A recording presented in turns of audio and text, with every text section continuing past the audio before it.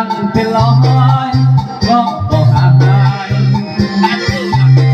โลกอับแส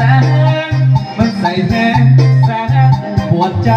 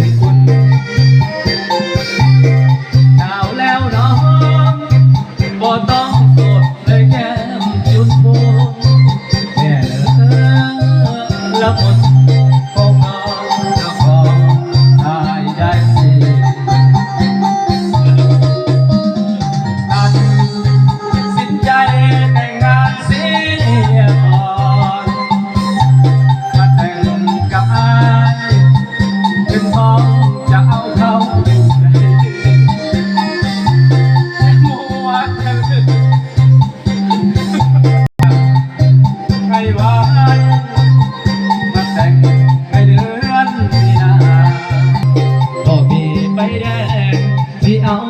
มองแก้วตาน้องบอกกันก่อนว่ายังบ่ถึงเวลาปล่อยจนสิ้นหน้าหนาวบ่เห็นค่าเอาก็ต้องให้เรากันเด้อเป็นเกมสถานเนาะ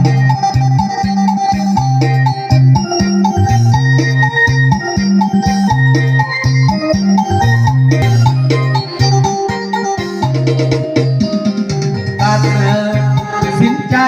แต่งงานเสียก่อนมาแต่งกับอายเป็นห้องจะเอาเข้าได้จะมัวแต่เรื่องยักน้อยลงเท่าแก่ตาสัญญาให้ไว้ก็แต่งเดือน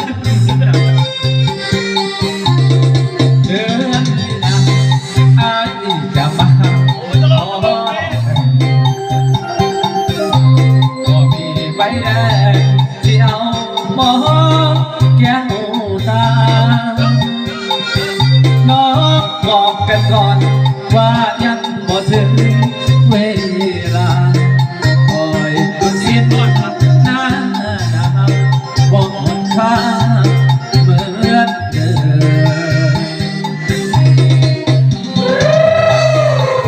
เอาสด